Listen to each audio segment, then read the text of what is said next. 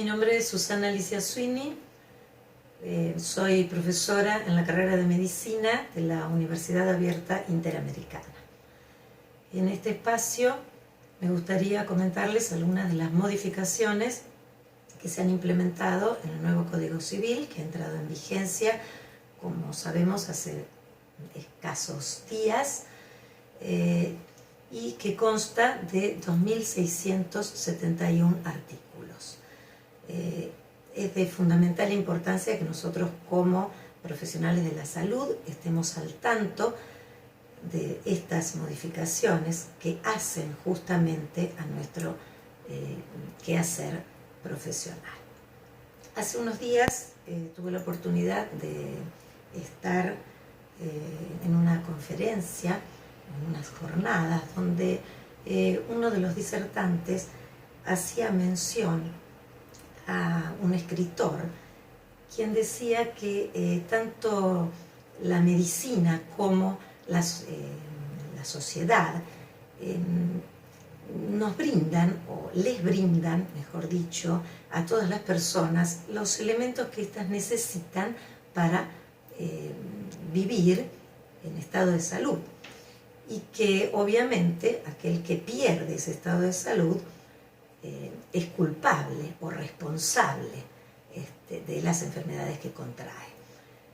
Si nosotros traspolamos un poco esto a la parte médica, en realidad cuando nosotros hacemos una historia clínica, pareciera ser como que realmente estamos haciendo responsable a la persona de la enfermedad que padece.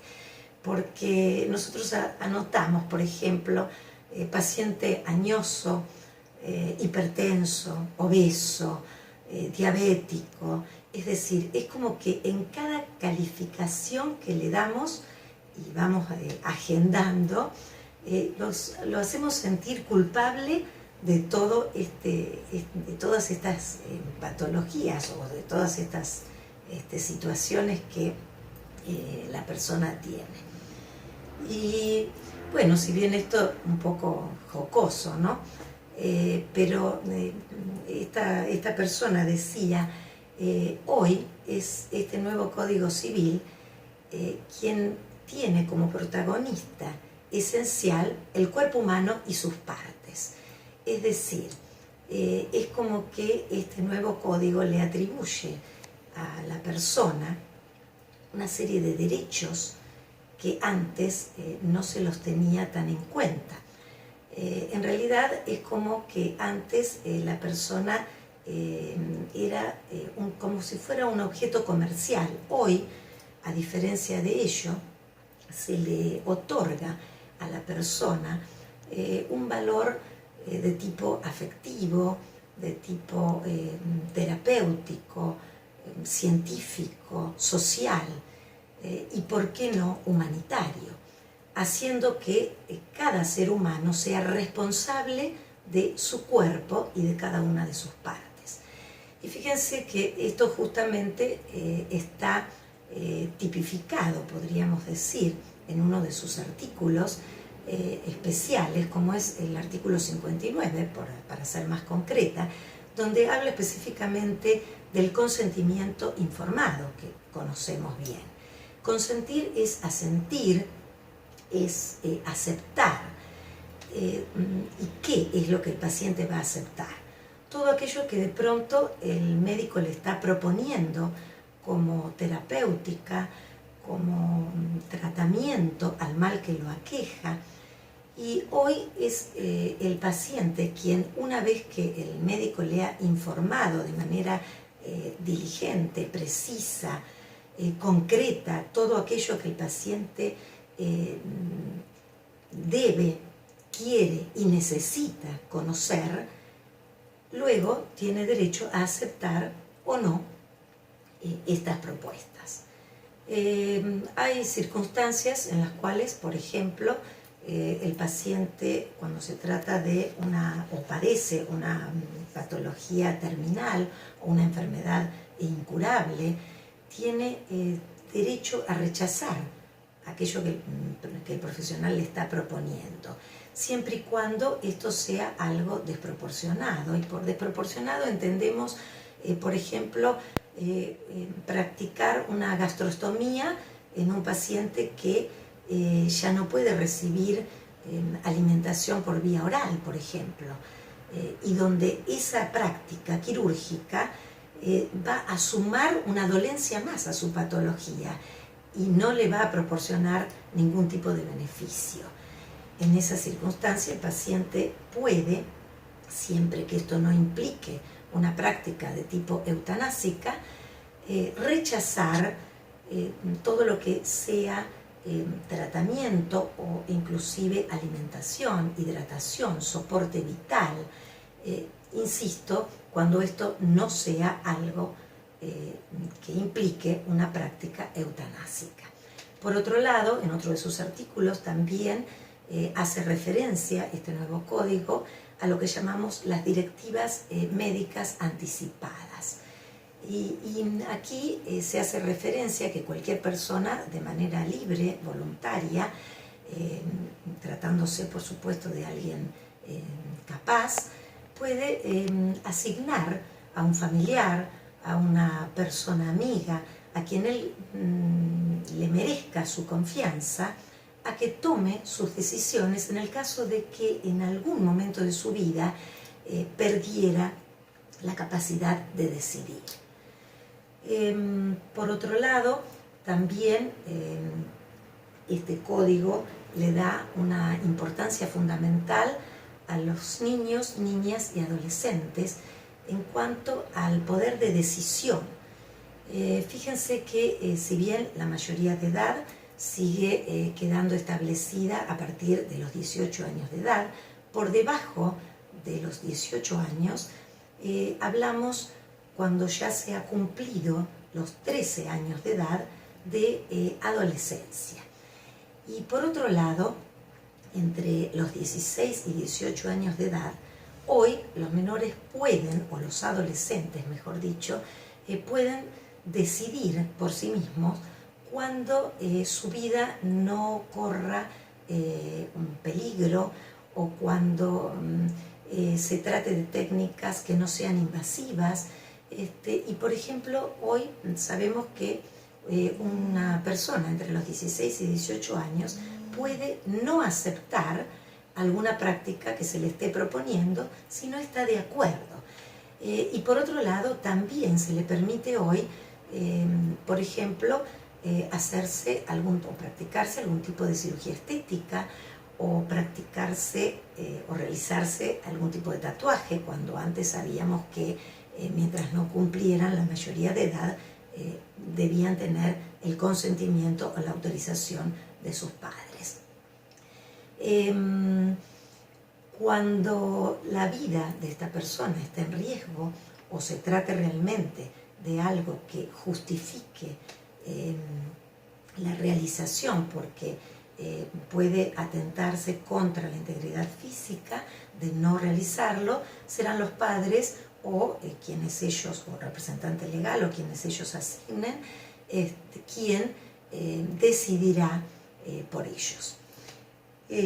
Otro de los puntos importantes que tenemos que tener en cuenta es lo referido a la responsabilidad profesional. Sabemos que la responsabilidad médica es la obligación que tenemos como profesionales de responder por los daños que pudiéramos haber ocasionado durante nuestro ejercicio profesional, ya sea por un actuar negligente, imprudente o por falta de pericia. En este aspecto, el código habla de que la relación profesional médica es una relación de tipo subjetiva. ¿Y por qué subjetiva? Porque el contrato que se establece o la relación médico-paciente es una relación contractual, pero obligación de hacer. Es decir, el médico nunca debe prometer un resultado. Por lo tanto, en el momento de responder por aquello que pudiera haber o por el daño que pudiera haber ocasionado, se habla hoy de una responsabilidad de tipo compartida. ¿Compartida con quién? Con el demandante, donde el médico podrá demostrar que realmente no ha sido culpable de aquello por lo cual se lo está acusando. Es decir, se trata de que la responsabilidad sea un acto compartido y solidario entre demandante y demandado.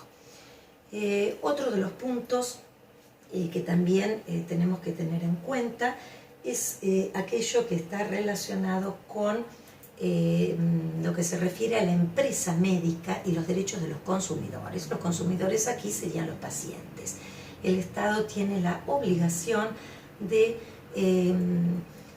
hacer que tanto las instituciones públicas como privadas, las obras sociales, la medicina prepaga, responda para defender ese derecho a la salud.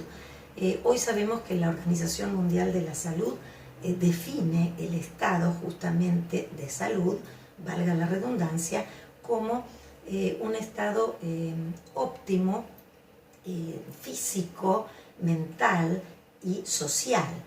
Entonces es el Estado justamente, y a través del código, o de este nuevo Código Civil, quien debe garantizar que los jueces avalen todas aquellas demandas que de pronto los consumidores puedan hacer por el no cumplimiento de la obligación en alguna de estas circunstancias. Es decir, los jueces deben habilitar todas las vías de amparo para garantizar los derechos de las personas. Otro de los puntos que también tenemos que tener en cuenta en otro de los artículos, concretamente en el artículo 19, es lo que se refiere a la fertilización asistida. Hoy el Código Civil acepta como existencia de las personas el momento de la concepción, ya sea en cualquiera de sus formas. Es decir, por eso la fertilización asistida también habla del inicio de la vida a partir del momento de la concepción, y deja de lado totalmente aquello que se refiere a la concepción post-mortem, como tampoco da lugar a la maternidad subrogada. Bien, quedarían algunos temas como para tratar, como son, por ejemplo, el tema referido a las investigaciones médicas, donde es necesario que exista o se cumpla un protocolo que también está perfectamente establecido y definido en otro de sus artículos, como también todo lo referido a los derechos de los profesionales y las obligaciones que este también debe cumplir. Otro tema importante a tratar es la salud mental, y acá, si bien sabemos que está la ley de salud mental, hoy hablamos de que esto se trata de todas aquellas deficiencias que pueda tener una persona en cuanto a su salud mental, como así también en las personas que son adictas. Esto se debe tratar como un proceso, y todo proceso es algo que obviamente habla de algo dinámico, contrariamente a lo que antes se establecía cuando se hacía un diagnóstico de alguna patología referida a algún trastorno mental, y donde era como que la persona quedaba catalogada de por vida con ese diagnóstico o con esa limitación a la capacidad. Hoy hablamos de restricciones a la capacidad, y se trata de que un equipo interdisciplinario que va a estar formado por psicólogos, psiquiatras, asistentes sociales, terapeutas y toda aquella persona que sea considerada necesaria para evaluar a esta persona, deberá intervenir, y ese equipo interdisciplinario va a evaluar en forma continua a la persona para que pueda simplemente tener como dije antes, una restricción de su capacidad, pero no ser declarado, de acuerdo a su patología, como un incapaz de por vida. Por eso hablamos de proceso.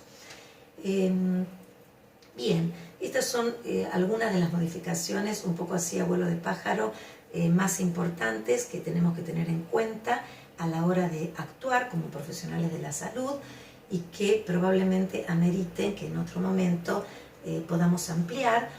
Quedo a disposición de ustedes para lo que quieran comentarme o preguntar para en otra oportunidad poder ampliar algunos de estos conceptos.